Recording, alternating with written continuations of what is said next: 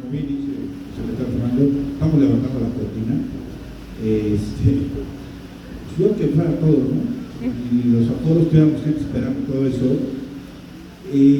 Yo lo que quisiera es que el trabajo aquí viene desde allá también, como si yo así del otro lado. Es mucho, les pedimos que nos ayuden ustedes a replicar de hoy, mañana, pasado, todos los días, de aquí al viernes a las 3 de la tarde, que vayan, que hagan lives, que se acerque la gente, que visite. Va a estar muy interesante.